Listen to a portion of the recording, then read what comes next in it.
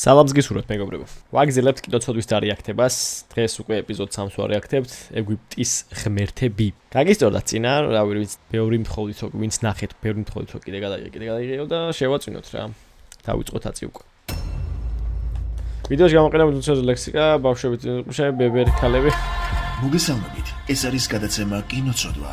ეს მაგარი ფილმია ძა. დღეს ვისაუბრებთ ფილმზე ეგვიპტის ლეგენდარული ინტრო გაროჩი. სოთი, სიბრძნის ღმერთი. მოგესალმებით სოთ. წარმოიდგენდი რომ შენი ყოფილი მოსწავლე ერთხელაც ეგვიპტის მეფე გახდებოდა? დიდა რას ლაპარაკობს? სიბრძნის ღმერთი რა წარმოიდგენდა რომ მეფე ოსირისის ერთადერთი ვაჟი ოდესმე ეგვიპტის მეფე გახდებოდა? მე მგონი დედოფალმა მაგრა დააჯვა სოტს და ის ამას ვერც კი მიხვდა. რა ხდება სეთ? არაფერი, ეს უბრალოდ ჯარია, რომელიც აქამდე ვერავინ შეამჩნია. უდაბნოს მბრძანებელს არაჩვეულებრივი არმია ჰყავს. 100-ჯერ უფრო მდიდარი ნილოსის ნაყოფიერი მიწების მბრძანებელს კი ერთი მცველიც კი არ ახლავს თან, რომ მეფე ხმალზე წამოც მისგან ეხსნა. შემერგინე. რატომ? შენ არჩენ ადამიანებს, რომლებიც ვეღარაფერზე ოცნებობენ. რას მოტიობებ შეჩემა? ხალხი ვეღარაფერზე შენ რა იცი, იქნება ის კაცი ყოველდღე აი მთოზე ოცნებობს. ვინც წინ გადამიდგება, ყველას საფრთხე დაემუქრება. ბრძანა დიდმა სეთმა და შეკრებილ საზოგადოებას მომაკვდავ ოსირისზე მიუთითა. თუმცა, რამდენიმე წუთში დაავიწყდა ეს თავისი მუქარა და ჰორი ცოცხალი დატოვა. მოკვდავებო. ან მეთეყვანეთ, ან მონებად იქცებით.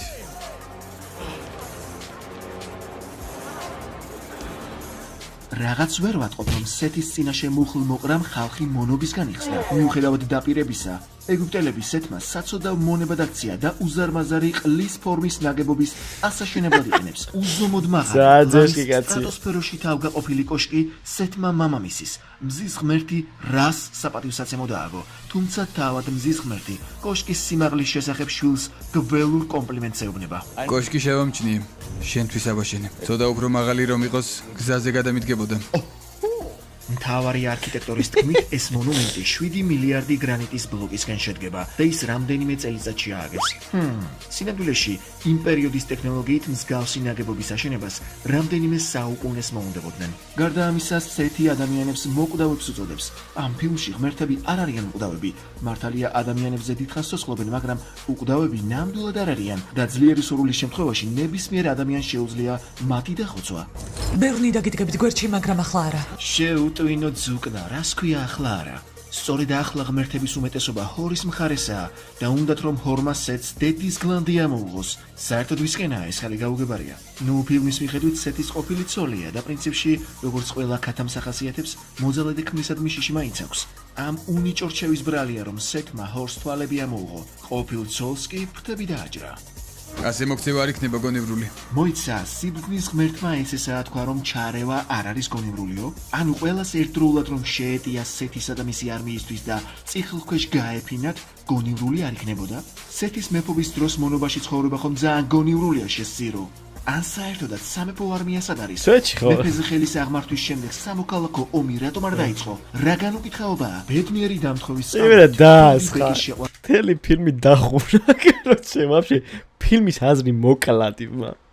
ზაია ეგვიპტის მთავარი არქიტექტორის მოსამსახურე ხდება, რომელსაც სახელმწიფოს უმნიშვნელოვანესი ნაგებობების ნახაზებზე მიუწვდება ხელი, მათ შორის სამეფო განძის დარბაზზეც. ყველა კარი ღიაა, მაგრამ საკმარისია ფანჯარა გაიღოს, რომ მაშინვე ძლიერი ორპირი ქარი ჩნდება. ზაია ბოროტი მესაკუთრის მონობაში ვიპოვე. სეთის მონების უმრავლესობა მშენებლობაზე მძიმე ლოდებს ეზიდება. ზაიას კი საოცრად გაუმართლა, რომ ასეთ ზღაპრულ ბაიტში სამსახური იშოვა და თანაც ღალღალობით ბაიტის პატრონის სექსუალურად დაკმაყოფილება არ უწევს. მაგრამ როგორ უნდა დამეხსნა ის? ეს იყო გიჟური იდეების შორის ყველაზე გიჟური იდეა. ბეკის მიერ შემუშავებულ ზაიას გადარჩენის გიჟურ გეგმას ფილმში არ გვაჩვენებენ, რასაც ბეკი შემდგომში აკეთებს. ზაიას თხოვნის შედეგია და არა მისი გიჟური გეგმის. უმდიდრესი ადამიანის სახლში შეუმჩნევლად შეპარვა და გოგოსთან ერთად აკეთებით თავისუფლად საირნობა ძალიან მარტივია. ძველ ეგვიპტური ტელესკოპი ნადავლით დატვირთული სეთი ქალაქში სწორედ მაშინ ბრუნდება, როცა ბეკმა ზანას მონახულება გადაწყვიტა და სათვალთვალო მოწყობილობაში ჩაიხედა. მოიცა, ლინზები ხან მთელია, ხან დაზიანებული. ფილმის მიხედვით მონების აშენებულ ამ კოშკს სეთი ამ სცენაში პირველად ხედავს. მთელი ამ დროის მანძილზე ამ ხელა ბალაყანას ვერ ამჩნევდა. თუ ქალღმერთის გაპობით დაკავებულს ამდენი წელი გარეთ გასახედად არ ეცალა, სეთმა ოქრო დღისით მოიტანა. განძის საცავში კი ღამით ჩაყარეს, რომ ვიღაცებმა ადვილად გაქურდონ. ჰოლივუდურ ფილმებში ოდითგანვე არსებობდა ყრუ, ბრმა და დებილი დაცვა, რომელიც მთავარი გმირის გეგმას ყველანაირად ხელს უწყობს. ჰორის თვალთან მისასვლელი სასიკვდილო ხაფანგებით სავსე ხიდი ისეთ ადგილზე მდებარეობს, რომ განძის დარბაზში ოქროს ჩასაყრელი სასრიალოთი პირდაპირ მასზე მოხვედრა შეგიძლიათ. თუ არქიტექტორმა ქურდის ამ გზით შემოპარვა ივარაუდა, მაშინ საერთოდ რა საჭირო იყო ამ ხიდის აგება, თუ მის გარეშე ჰორის თვალის მოპარვა ფიზიკურად შეუძლებელი იქნებოდა. როგორც ჩანს, ძველ ეგვიპტეში არა მხოლოდ ტელესკოპი, არამედ ასანთი და ფოტოელემენტებიც კი გამოიგონეს. თუ ეს ლინზები მათზე ჩრდილის მოხვედრისას ხიდს კეტავენ, მაშინ გაუგებარია რატომ არ გააქტიურდნენ, სანამ ბეკი ჩირაღდან საანთებდა. ისინი ხომ ბეკის მოსვლამდე ისედაც ჩრდილში იმყოფებოდნენ. ხაფანგების იდეა ინდიანა ჯონსის ფილმებიდან მოიპარეს, რა აზრი ქონდა განძის საცავში ასეთი ეშმაკური დაცვის მექანიზმის გაკეთებას, თუ მათ საქმეს ათეულობით უბრალო დარაჯი უკეთ შეასრულებდა. თუმცა შუბების ჰაერში ქნება და ჰაი, ეს ძახილი უფრო მარტივია, ვიდრე განძის საცავში სცირივით დგომა. თეთრი გველი გმირების ზურგს უკან ქანდაკებას ამსხვრევს. მომდევნო კადრში კი ამ ქანდაკებას გმირები გვერდით ჩაუყენენ. გველები მათ ცხვირწინ მორბენალ გმირებს ცეცხლით რატომ არ წვავენ? და მხოლოდ მაშინ ტვინავენ ცეცხლის გამოშვებას, როცა გმირები კედელს ეფარებიან? გველებმა ეს ობელისკი რატომ არ გაანადგურეს, სანამ გმირები მის უკან იმალებოდნენ? გველები სრიალის დროს ქვის კონსტრუქციებს ანადგურებენ, თუმცა მომდევნო კადრში ყველაფერი ხელუხლებელია. ჰორმა ბორო რა დეტალებში უკვირდება ბიჭო, აი ხაი პროსტა წარმოიდგინეთ ტიპი ეს ვიდეო რო გაეკეთებია, ამ ფილმს ღმერთმა იცის რამდენჯერ უყურა. აი ხაი ერთი ყურებით შეუძლებელია რომ ეს დეტალებში ჩაეძიო რა.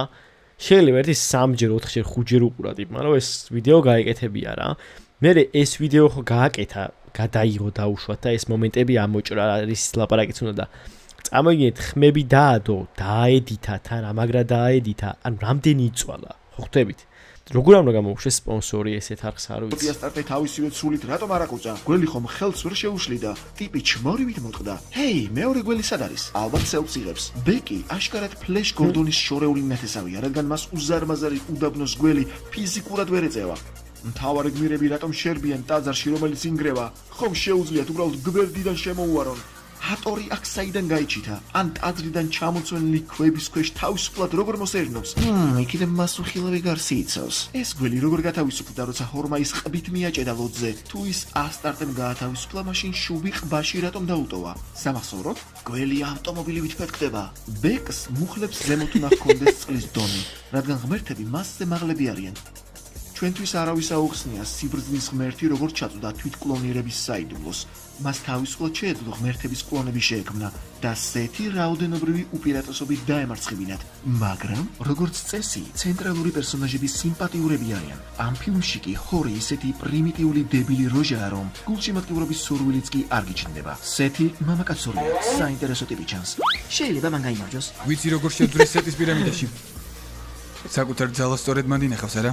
ბეკმა ასობით გრაგნილს შორის არა მხოლოდ შემთხვევით მიაგნო იმ პირამიდის ნახაზებს, სადაც სეთი საკუთარ ძალას ინახავს, არამედ 5 წუთში გაარკვია პირამიდის დანიშნულება, მისი მდებარეობა, მის შიგნით არსებული ვითარება და მოსალოდნელი დაბრკოლებების გადალახვის გზებიც. ქურდბაცაცა ღარიბმა მონამ საიდან იცის წერა-კითხვა? განათლებასაც მიიღო. ტიპის სახელმწიფო მნიშვნელობის ნახაზებს შიფრავს, არადა წესით, ჯვარედინი ხაზებით უნდა აწერდეს ხელს. ფილმის დასაწყისში მოსამსახურე ქალები სეთს წელამდე წვდებოდნენ. ბეკი ლამის მხრებად neწვდება. პერსონაჟების პროპორციების მენეჯერმა მაგრად ისაჭკავა. მორიგმა ანტაგონისტმა სამყაროს განადგურება გადაწყვიტა, მიუხედავად იმისა, რომ ამ საქმიდან სარგებელს ვერ მიიღებს.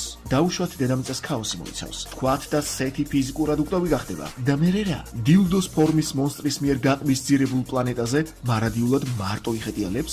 თუ სეთს სოთის ტვინი გადაუნერგეს, ის სეთის სხეულის მქონე სოთად უნდა ქცეულიყო და არა სოთის ცოდნით აღჭურვილ სეთად. ძველეგვიპტური ელექტროშედუღების აპარატი.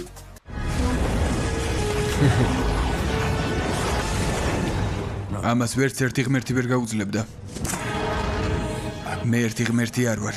ყველა მიცის რომ სეტს ფრთები არ აქვს. მზის ღმერთი თავისი ვაჟის სტუმრობით გაოცებული უნდა ყოფილიყო და საკუთარი თავისთვის ეკითხა, ხომალდზე სეთი ფრთების გარეშე როგორ ამოფრინდებოდა. პასუხი მარტივია, ვერანაირად. გამოდის ფრთები ვიღაცას აახია და რაღაც თესლობას გიგმავს. მე ამბოხე ვაჟის მოსაკლავად კი გაცილებით დიდი ძალის გამოყენება მართებდა ამ ბებერკუანას. მისტიური სფინქსი სეთის სასიცოცხლო ცეცხლს იცავს, მაგრამ ნებისმიერს ვინც მის გამოცანას სწორად უპასუხებს, შეუძლია ცეცხლი აიღოს და გამოიყენოს როგორც უნდა. ასეთ უვარგის დარაჯს სამსახურიდან უნდა გააჯმეინო. შუალ ნახვი. ეს არის ყველაზე საუკეთესო არქიტექტურული მიღწევა მათ შორის, რაც გიოდეს მიარსებობდა ნიარსებებს. შენ რა გამტაცებლები ექსკურსიაზე ყავს? კოშკის ჩამონგრევის მომენტში ვხედავთ, რომ დიდი გველი აპოფიზი ქალაქით კიშკაობს. სანამ ჰორი ბაბუამისის მზის ღმერთის გასაცოცხლებლად პლანეტის ორბიტაზე აფრინდა. ბარა, ფილმის ფინალში ქალაქი თითქოს და ჯადოსნური ჯოხის ერთი აკანევით მომენტალურად აღადგინეს. დასკვნა სეთი და ოსირისი მზის ღმერთის რას შვილები არიან, რომელიც კოსმიური კრეისერით დედამიწას წრეს არტყამს, ჯაჭვით მზეს მიათრევს და ყოველღამით ჩვენი პლანეტის დაგემოვნებით გახელებულ გიგანტურ გველს ებრძვის. როცა სეთმა ყველა ღმერთი ამოხოცა და ფაქტობრივად მთელ ეგვიპტეს პირში მიცა, მამამისს პრეტენზიებით ესტუმრა. ეს მზის ღმერთი მაგარი ნაბოზარი ტიპია და აი რატომ. მან პირველ ვაჟს ოსირის ნამდვილი 64 უსახსოვრა, მეფობა უბოძა და შვილებიც მისცა. აი მის ძმას სეთს კი შვილის ყოლის უნარი წაართვა და უდაბნოში გააჯმევინა, სადაც სეთმა 1000 წელი გაატარა და ყოველდღე თვით გადარჩენისთვის ბრძოლა უწევდა. როცა საუკუნეების მანძილზე უდაბნოში ყვერები ეხარშება, შენი ძმა კი სმაჭამას, ჟიმაობას და მეფურ განცხრომას არ იკლებს. კითხვა გაგიჩნდება, რა მიზეზით გადაგიწყვიტა მამიკომ ასეთი ფარჩაკი ბედი, ხოდა სეთსაც ყელში ამოუვიდა და თავისი ძმა ოსირისი კარგად მიაკლა, რომელსაც არაფრით დაუმსახურებია ზღაპრული ცხოვრება. სეთი მამიკოს ეკითხება, მამა, ასე რატომ მომეკეციო? მამა კი პათოსით პასუხობს, შვილო, ეს შენი გამოცდა იყო, თუმცა ჯერ კიდევ ბოლომდე არ გაგიuliაო. აი ჩათლახი. ოსირისმა კი გამოცდა წარმატებით ჩააბარა, ძალაუფლებას ყლესავით არ ჩააფრინდა და ეგვიპტის ტახტსა და გვირგვინს თავის ვაჟს აძლევდაო. რა მაგარი გამოცდა რა? მთელი ცხოვრება მეფობდე, წინ და უკან ჟიმაობდე და ჭამას არ იკლებდე, რათა შემდეგ ძალაუფლება შვილს გადასცე და ჟიმაობა და სმაჭამა კვლავ გააგრძელო. კარგი. სეთის ლოგიკურ კითხვაზე, რატომ დამატეხეთავს ეს სასტიკი გამოცდაო? მზის ღმერთი პასუხობს. იმიტომ რომ ჩემი ადგილი დაიკავო. ამ ხელა ღმერთი კაცი ხარ, რას მოდიალობ? საკუთარ შვილს ყველაფერი კარგი წაართვა. საუკუნეთა მანძილზე ნაგავში აცხოვრა და ამ ყველაფრის ჯილდოდ დედამიწის გარშემო ხომალდით მარადილად მარტო ფრენა და ყოველღამით გიგანტურ გველთან ბრძოლა დაუწესა. მზის ღმერთი რა სერიოზულად ფიქრობდა, რომ უდაბნოში 1000 წლოვანი დამცირებული ცხოვრების შემდეგ სეთი ამჯერად კოსმოსში განაგრძობდა მარტოხელა იდიოტივით ცხოვრებას? რა გასაკვირია, რომ სეთმა ჯერ ოსირისი გაისტუმრა იმ ქვეყნად და მერე მამამისიც ზედ მიაყოლა.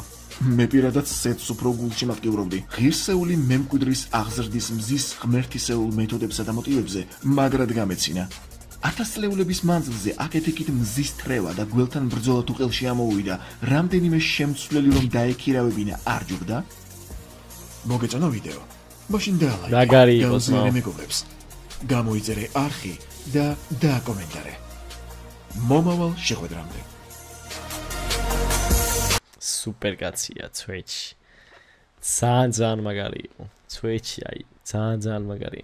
ვერც კი წარმოიდგენთ რამდენი ნაწვალები აქვს ტიპს ამაზე. აი მე ხო ვიცი რა. აი ვიცი რამდენი წიწვალა ტიპმა რა. აი შეიძლება ერთი 10 ჯერ უყურა ამ ფილმს, რომ ეგეთი რაღაცები ამოიღო. ხო Twitch ისე ის სეთი უფრო ისეთი ტიპი იყო რა, დაჩაგრული ტიპი, რომელიც რაღაცა მე ამბოხე გაიჩითა და მართალიც იყო. ძალიან გაასწორა ხალხო, თუ გაგისწორდათ უეჭველი ლაიქს გლიჯეთ რა. დამა subscribe-ეთ უეჭველი რა 5-ზე ცოტა გაგვიკლია 500 უეჭველი შევაწვინოთ და ნელ-ნელა 10-კინაც გავიწიოთ რა და კინოცოდის სახით აუცილებლად აღწერაში იქნება გადადით და subscribe-ეთ და სადმე დაუწერეთ რომ გააგრძელოს და რა ვიცი არ გაჩერდეს არამე ეგეთი და რა ვიცი თუნდაც ის მიუწერეთ რომ უცხო მოყმეს განვართო და ძალიან გამიხარდება რა იმიტომ რომ მინდა რომ დაბრუნდეს იმიტომ რომ ძალიან მაგარია რა წარმოგიდგენთ ეს არის ახლა 2017 2016 წლის არის ეს მოდი. ეს ხო აი 2016. 2016 არის. რამდენი წლის უკანელია? 9 წლის წინანდელია, короче, მე მაშინ ბავშვი ვიყავი და ტიპი რა კონტენტს აკეთებდა, ხო ხვდებით მაგ პერიოდში. და დღეს რო იყოს კიდე რას იზავდა, ხო წარმოგიდგენიათ რა. ძალიან მაგარია, რესპექტ ჩემო. კაი ხალხო, დაგემშვიდობებით ხა. მადლობა ყველას ყურებისთვის, ბოლომდე დარჩენისთვის. დარწმუნებული ვარო გაგისწორდათ ხა ჩემსავით გასწორებულში ხართ რა. კაი ხანია ეს ვიდეო ხა ადრე ძალიან ადრე მაქვს, აი ჩათვალეთ ერთი 8 წლის წინ 9 წლის წინ მაქვს ნანახი მართლა და იმის მერე არ მიყურებია და ბევრი მომენტი არ მახსოვდა და ისევ უყურე იმ ემოციით და ყოველ ვიდეოს ხა სხვებსაც ასასთავდებ მაგ ემოციით უყურებ უეჭველი და. კაი, წავედი, კაროჩე. გაკეთეთ ყველა საბათე და აბახო რა.